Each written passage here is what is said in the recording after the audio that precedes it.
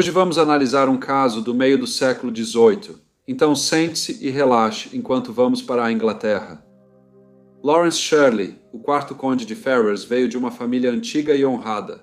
O sobrenome original da família era Shirley e datava da época de Guilherme, o Conquistador, primeiro rei normando da Inglaterra. O primeiro Lord Ferrers foi Sir Roberto Shirley, que recebeu o título em 1711. Lourenço nasceu em 18 de agosto de 1720. Ele era o filho mais velho do honorável Lourenço Ferrers, este o filho mais novo do primeiro conde Ferrers, Roberto Shirley. A linhagem da família pode ser rastreada até Roberto Devereux, o segundo conde de Essex, um nobre inglês na corte da rainha Elizabeth I, que em 1593 foi nomeado membro do Conselho Privado de Sua Majestade. No entanto, em 1599, Roberto Devereux foi colocado em prisão domiciliar após uma campanha mal sucedida na Irlanda durante a Guerra dos 9 Anos, e, em seguida, liderou uma tentativa fracassada de derrubar o governo de Sua Majestade. Mais tarde, ele foi julgado e considerado culpado de traição. Ele foi executado em 25 de fevereiro de 1601. Na época do nascimento de Lourenço, a Inglaterra tinha uma população de pouco mais de 5 milhões de pessoas, das quais estimava-se que cerca de 700 mil viviam em Londres. A população crescia rápido e Londres ficava cada vez mais suja, barulhenta e lotada. Apesar das dificuldades enfrentadas pelos pobres, a classe alta, minoria da população, vivia com luxo e extravagância, possuindo casas na cidade e no campo, geralmente mobiliadas com itens de alto padrão. Um grupo ainda menor era a aristocracia, uma elite imensamente rica que, em meados do século XVIII, era composta por cerca de 150 famílias, que juntas possuíam cerca de 1/5 de todas as terras do país. Essas famílias cultivavam parte das terras e arrendavam grande parte para agricultores arrendatários cobrando aluguel. Lawrence Shirley fazia parte da aristocracia, algo que parecia lhe cair muito bem. Ele foi educado nas melhores escolas e depois foi estudar na Universidade de Oxford, mas gostava de beber e apostar, e quando tinha 20 anos abandonou os estudos, deixou a cidade de Oxford e, na verdade, deixou o país. Ele foi morar em Paris, onde continuou agindo de forma extravagante. Dizia-se que, sob a influência do álcool, ele agia com toda a selvageria e brutalidade de um louco. Em 1745, Lourenço herdou o título de Conde Ferrers de seu tio, o terceiro Conde Ferrers. Na verdade, seu tio havia sido removido do cargo em 1742, pois era considerado insano, mas não foi substituído até sua morte, 3 anos depois. O título de Lourenço trouxe grande riqueza, incluindo propriedades em Leicestershire, Derbyshire e Northamptonshire. Ele decidiu residir em Staunton Harold Hall, uma propriedade muito grande e elegante no noroeste de Leicestershire. Apesar do seu título, riqueza e responsabilidades, o comportamento de Lourenço não melhorou. Desde 1743, ele mantinha um relacionamento com uma senhora chamada Dona Margarida Clifford e, em 1749, ela já havia dado à luz 4 filhas ilegítimas.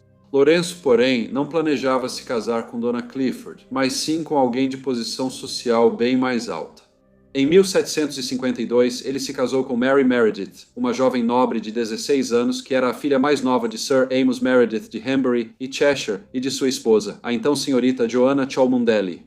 O irmão de Maria, William, era membro do parlamento e se tornou o terceiro baronete Meredith, no mesmo ano em que Maria e Lourenço se casaram. Maria agora era conhecida como Condessa Ferrers. O casamento não era feliz. Maria sempre evitava irritar o marido, mesmo que ele frequentemente fosse muito cruel com ela. Ela sabia que a família Ferrers tinha um histórico de comportamentos excêntricos, e Lourenço, o quarto conde de Ferrers, não era exceção. Ele tinha um temperamento violento, especialmente depois de beber. Ele também ainda mantinha seu relacionamento com Dona Margarida Clifford, mãe de suas 4 filhas ilegítimas. Apesar dos acessos de raiva e mudanças de humor, ele administrava bem seus negócios e cuidava das propriedades. Eventualmente, Maria decidiu que não podia mais suportar seu comportamento irracional e bruto e voltou a morar na casa de seus pais. Na década de 1750, isso era algo muito incomum, mas a Condessa Ferrers achou que não tinha escolha nessa situação. Ela era vista como uma dama notável por sua paciência e amabilidade, e durante 6 anos de casamento, muitos elogiavam sua natureza tolerante e encantadora. A condessa recorreu ao parlamento em busca de reparação e, posteriormente, uma lei foi aprovada, o que significava que ela poderia receber um pagamento de pensão das propriedades do marido. Isso ocorreria por meio de um patrimônio separado, administrado por um gestor nomeado pelo tribunal. O infeliz cavalheiro que recebeu o cargo de administrador foi o Sr. João Johnson. Ele havia sido criado nas propriedades Ferrers e era muito respeitado pela maneira rigorosa com que mantinha suas contas. Ele era reconhecido como um cavalheiro honesto e honrado, embora considerado o melhor para ser administrador. O Sr. Johnson não queria aceitar o cargo. Ele sabia bem como o Conde Ferrers podia ser difícil e, certo de que a decisão do parlamento de conceder uma pensão mensal à condessa o tornaria ainda mais insuportável, o Sr. Johnson recusou o pedido deles. No entanto, depois de muita insistência, ele concordou em atuar como administrador. O Sr. Johnson morava em uma casa que pertencia à propriedade do conde no norte de Leicestershire. Estava a cerca de 800 metros do Staunton Harold Hall. Agora, ele coletaria os aluguéis dos arrendatários antes de falar com o conde. Depois, ele acertaria as contas, que agora estavam sob seus cuidados. No início, o acordo funcionou, mas com o passar dos meses, o conde começou a desconfiar muito do Sr. Johnson. Ele achava que o Sr. Johnson e outros administradores o impediram de conseguir um contrato lucrativo de carvão e também ficou irritado ao saber que Johnson pagou 50 libras à condessa sem seu consentimento, embora Johnson não precisasse da aprovação do conde para cumprir o valor exigido por lei à sua esposa separada. O conde ficou cada vez mais preocupado com o Sr. Johnson e passou a tratá-lo de forma depreciativa. Ele o chamou de canalha e acusou de conspirar com quem não o favorecia para prejudicá-lo. O conde disse a ele que deveria deixar a casa nas propriedades e não poderia mais cultivar as terras. Porém, sem saber do conde Ferrers, ele não podia exigir isso, pois o ato de separação dizia que o Sr. Johnson era administrador judicial nomeado pelo tribunal e tinha direito de morar na casa e cultivar a terra. Isso só deixou o conde ainda mais irritado. A casa do conde era composta pela Sra. Clifford, junto com suas 4 filhas, que eram filhas dele. Havia também 5 criados homens, um ajudante de cozinha e 3 empregadas. Na quarta-feira, 18 de janeiro de 1760, o Sr. Johnson foi até Staunton Harold Hall. Uma reunião havia sido marcada com o conde para revisar as contas da propriedade. Enquanto isso, a Sra. Clifford e as filhas saíam para caminhar. Como os criados homens tinham sido enviados para recados, restaram só as 3 empregadas na casa. Uma delas, chamada Elizabeth Burgland, atendeu o Sr. Johnson à porta e, alguns minutos depois, o acompanhou até os aposentos do conde. Quando o Sr. Johnson entrou, o conde se levantou e trancou a porta. Algo estranho, mas Johnson já estava acostumado ao comportamento do conde. O conde então pediu ao Sr. Johnson que acertasse suas contas. A essa altura, ele estava ficando bastante agressivo. Ele disse ao Sr. Johnson que ele era um canalha e exigiu que ele se ajoelhasse diante dele. O conde estava falando em um tom tão alto que as criadas conseguiam ouvir cada palavra. Ele então disse: "Ajoelhe-se e declare que você agiu contra Lord Ferrers. Sua hora chegou. Você deve morrer." O conde Ferrers sacou uma pistola e atirou no Sr. Johnson. O Sr. Johnson caiu para trás, mas então se levantou e declarou que era um administrador judicial e que o conde deveria parar com qualquer outra violência contra ele. O conde Ferrers olhou para ele, destrancou a porta e saiu calmamente. As criadas correram para dentro, pois ouviram os tiros e estavam muito preocupadas. Uma delas logo chamou o cirurgião Dr. Kirkland. O Sr. Johnson foi levado à cama e atendido pelo médico. A filha do Sr. Johnson, chamada Sarah, também foi chamada.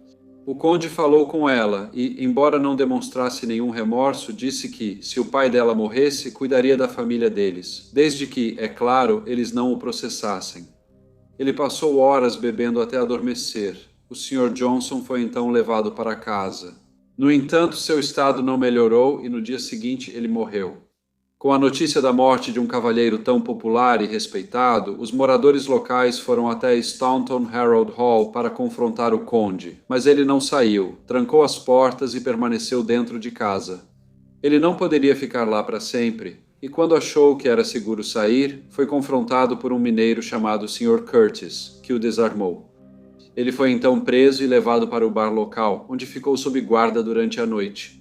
Na segunda-feira seguinte, ele foi levado para a prisão na cidade de Leicester, após ser considerado culpado de assassinato por um tribunal do coroner montado às pressas. Apesar do crime, o quarto conde Ferrers era uma pessoa de alta posição, e isso significava que ele não poderia ser julgado em um tribunal na cidade de Leicester, pois só poderia enfrentar a justiça em um tribunal formado por seus pares. 2 semanas depois, ele foi levado para Londres em sua própria carruagem, escoltado por uma forte guarda. Ele foi levado à Câmara dos Lordes e, em 14 de fevereiro, ficou sob custódia do Black Rod. Depois, ordenaram que fosse trancado na torre, onde aguardaria julgamento. Durante esse período, ele foi cortês, educado e se portou como um verdadeiro cavalheiro da nobreza. No entanto, às vezes ele abria o colete, fazia barulhos estranhos e usava outros gestos. Os guardas acreditavam que isso mostrava que ele era um pouco insano. Sra. Clifford e as 3 criadas foram para Londres, mas ela não pôde ver o prisioneiro. No dia 16 de abril de 1760, após passar 2 meses e 2 dias trancado na Torre de Londres, começou o julgamento de Lawrence Shirley, o 4º Conde Ferrers. Nunca houve dúvida de que ele assassinou o Sr. Johnson, administrador nomeado pelo tribunal. O conde não tentou justificar o disparo, mesmo acreditando firmemente que o Sr. Johnson era um vilão. Em vez disso, ele afirmou que atirou nele porque estava insano. Se ele provasse isso ao tribunal, não seria responsabilizado por suas ações. A alegação tinha mérito. Afinal, seu tio, o 3º Conde Ferrers, havia sido removido do cargo em 1742. Por ser visto como mentalmente incapaz, muitos na região pensavam que o 4º Conde também era. O conde fez sua própria defesa e o fez muito bem. Ficou claro para todos que ele tinha conhecimento das leis. Foram apresentadas testemunhas que confirmaram que, em sua opinião, o réu, Lawrence Shirley, o 4º Conde Ferrers, era insano. Sra. Elizabeth Williams disse ao tribunal que conhecia o conde há anos e que ele nunca pareceu ser como nenhum outro cavalheiro que ela conhecesse. Ela contou que ele arrancava quadros da parede, gritava sem motivo e vivia pensativo, falando sozinho. A Sra. Williams era esposa do dono do bar local e disse que sempre que o conde pedia café, ela lhe dava uma xícara e um bule, mas, em vez de servir o café na xícara, ele bebia direto do bico do bule. Ela disse que ele gritava com todos e xingava as pessoas. Depois perguntaram se ele estava sóbrio ao fazer isso e a Sra. Williams respondeu: "Tão sóbrio quanto eu estou agora." Ela disse que a cidade inteira o achava louco.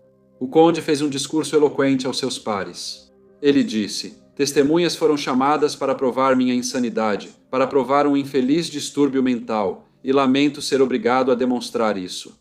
Apesar de várias testemunhas locais afirmarem ao tribunal que o conde não estava em pleno juízo, o juiz rejeitou sua alegação de insanidade.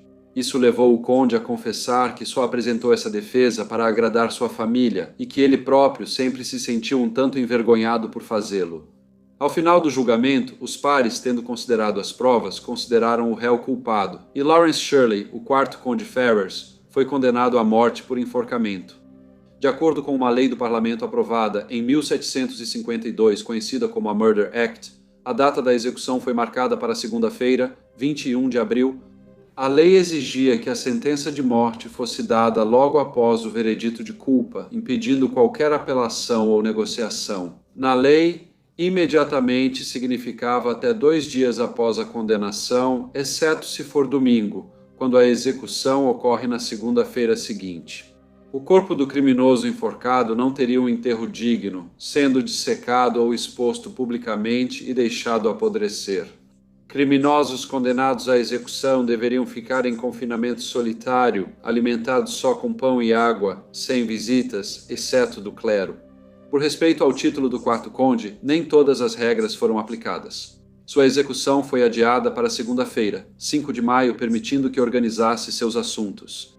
Nesse período ele fez um testamento. Ele deixou 1.300 libras para a senhora, 1.000 libras para cada uma de suas 4 filhas naturais e 60 libras por ano para a senhora Johnson Clifford, pelo restante da vida dela.